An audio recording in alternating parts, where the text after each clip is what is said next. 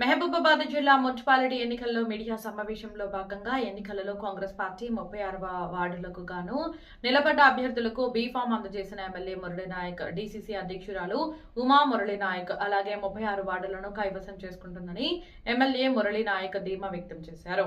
32 వార్డులు కాంగ్రెస్ పార్టీకి సంబంధించిన అభ్యర్థులను కేటాయించడం జరిగింది అని, వారికి హస్తం గుర్తు కేటాయించడం జరిగింది. అలాగే 4 వార్డులు లెఫ్టినెంట్ పార్టీ అయిన సిపిఎం కు కేటాయించడం జరిగింది. ఈ మున్సిపల్ ఎన్నికలలో 36 వార్డులు గెలిచి Manukota chairman seat Congress party కైవసం చేసుకుంటుందని అన్నారు.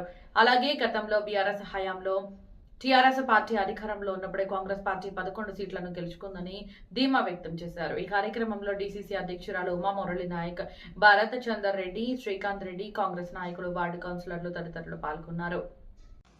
మన మహబూబాబాద్ మున్సిపాలిటీ పరిధిలోని 36 వార్డులకు గాను అప్లికేషన్ల స్క్రూటినీ, అదేవిధంగా బీఫామ్ సబ్మిషన్ తో పాటుగా ఈరోజు గుర్తుల కేటాయింపు కార్యక్రమం కూడా జరిగింది. రేపటి నుండి అంటే 4వ తారీఖు నుండి 6 రోజులు వివిధ వార్డులలో రోజుకు 6 నుంచి 7 వార్డులు తిరుక్కుంటూ ప్రచారం చేసుకుంటూ మనం నిలబెట్టినటువంటి కాంగ్రెస్ పార్టీ బలపరిచినటువంటి అభ్యర్థులను భారీ మెజారిటీతో గెలిపించాలనే ఏకైక లక్ష్యంతో మేము రేపు బరిలో దిగబోతున్నాం.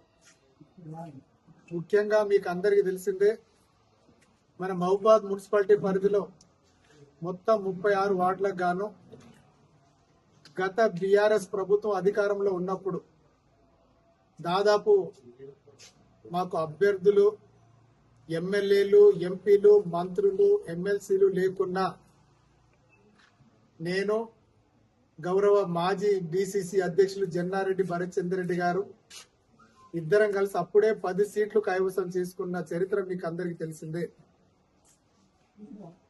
ఈరోజు మనం ఎలక్షన్ల ప్రచారంలో భాగంగా మొత్తం ఆయా వార్డులలో సామాజిక సరళిని బట్టి ఎవరికి టికెట్ ఇస్తే బాగుంటుందని చెప్పేసి గత వారం రోజులుగా కసరత్తు జరుగుతూ ఉంది. ఆ కసరత్తు ప్రక్రియ పూర్తయింది. అందరికి బీఫామ్లు కూడా ఇవ్వడం జరిగింది. మేము మొత్తం 32 వార్డులకు గాను కాంగ్రెస్ పార్టీ అభ్యర్థులను ఈరోజు జాబితా విడుదల చేయడం జరిగింది. వారికి హస్తం గుర్తు కేటాయించడం జరుగుతుంది.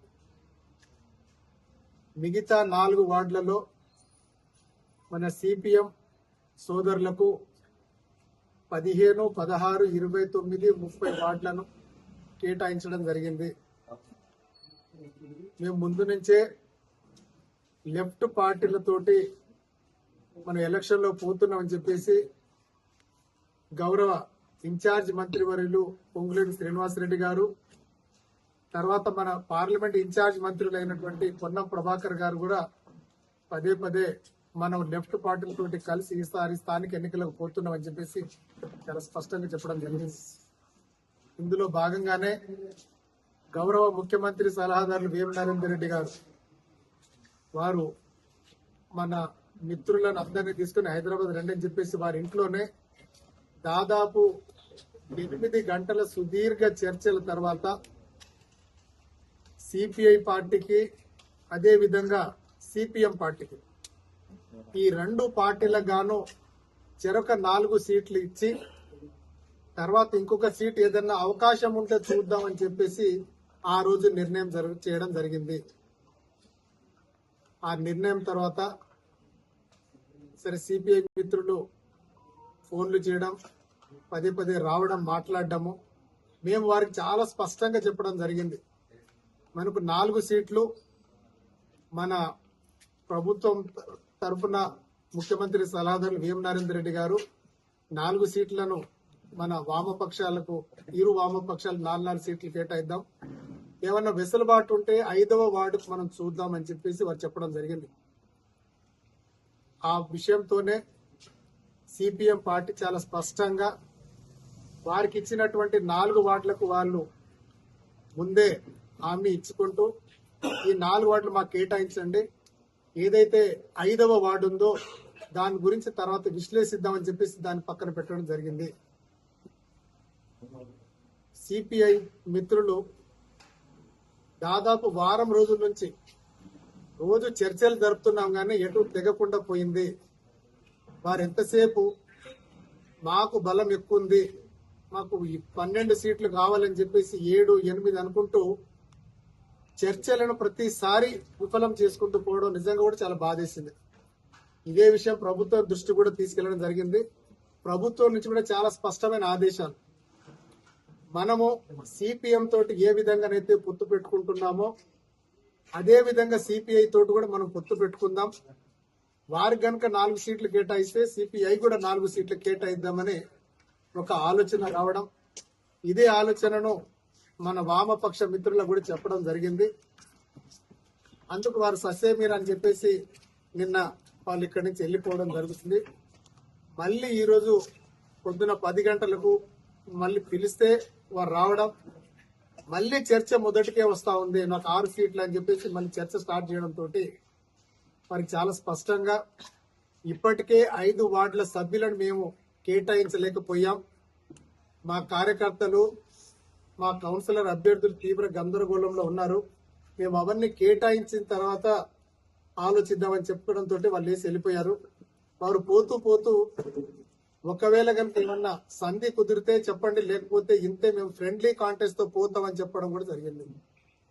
మరి ఈరోజు 11 గంటలకు ఇక్కడి నుంచి వెళ్ళిపోవడం జరిగింది.